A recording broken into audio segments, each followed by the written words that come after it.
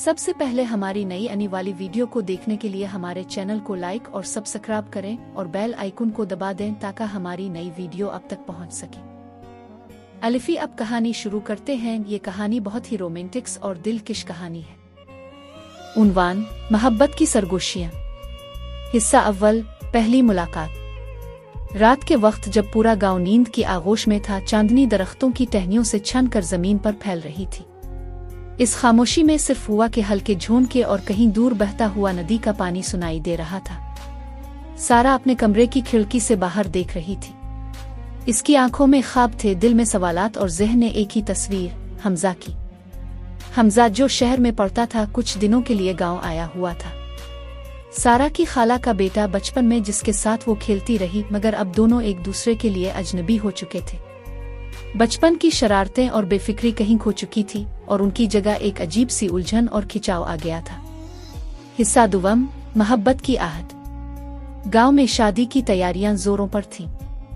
सारा की बड़ी बहन की शादी थी और पूरा खानदान जमा था।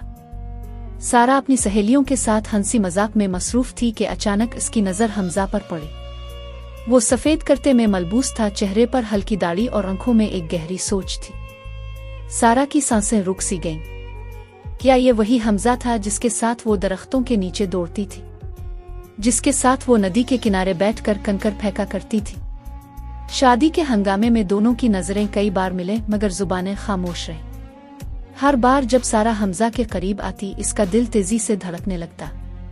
हिस्सा सिवम, दिल की बात। रात के वक्त शादी की तकरीब खत्म होने के बाद सारा हवेली के पिछले बाग में जा बैठी। चांद की रोशनी में हर चीज ख्वाबनाक लग रही थी।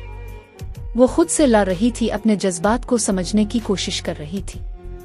ये क्या हो रहा है मुझे, इसने खुद से सवाल किया। अगर यही सवाल मैं खुद से करूं तो? हमजा की आवाज ने सारा को चौंका दिया। सारा ने पीछे मोड़कर देखा, हमजा इसके करीब आकर खड़ा हो चुका था। तुम यहाँ क्या कर रहे हो? सारा ने धड़कते दिल के साथ पूछा। वही जो तुम कर रही हो, अपने दिल से बातें, हमजा मुस्कुराकर बोला। दोनों के दरमियान चंद लम्हों के लिए खामोशी छा गई। फिर हमजा ने आहिस्ता से कहा, क्या तुमने कभी सोचा कि हमारे दरमियान जो बचपन की दोस्ती थी, वो कब मोहब्बत में बदल गई? सारा ने कोई जवाब ना दिया, बस नजर झुका ली।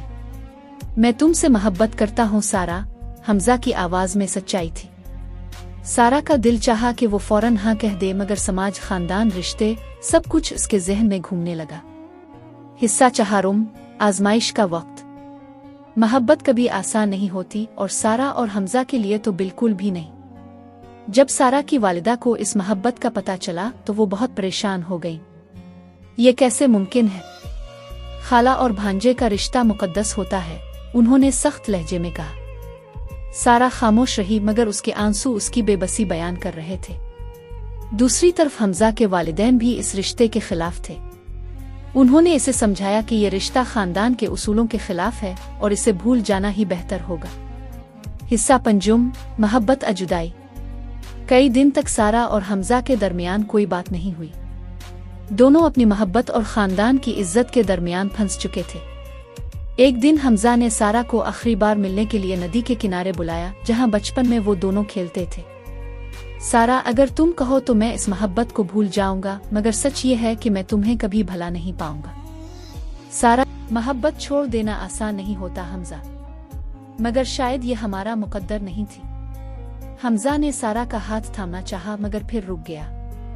अगर हमारा मुकद्दर जुदा होना है तो मैं दुआ करूंगा कि किसी और जन्म में हम मिल सके बगैर किसी रुकावट के। दोनों की आंखों में आंसू थे, मगर किस्मत के आगे बेबस थे। हमजा ने शहर जाने का फैसला किया और सारा की शादी खानदान की मर्जी से किसी और के साथ तय कर दी गई। मोहब्बत हमेशा जिंदा रहती है। कुछ मोहब्बतें पाने के लिए नहीं, बल्कि महसूस करने के लिए होती है। सारा और हमजा की मोहब्बत भी ऐसी ही थी, मुकम्मल मगर नामुकम्मल, खूबसूरत मगर दर्दनाक, जिंदा मगर हमेशा के लिए बिछड़ी हुई। वक्त गुजर गया, जिंदगी आगे बढ़ गई, मगर जब भी चांदनी रात में नदी के किनारे हुआ चलती, ऐसा लगता जैसे मोहब्बत की सरगोशियां अब भी वहां गूंज रही।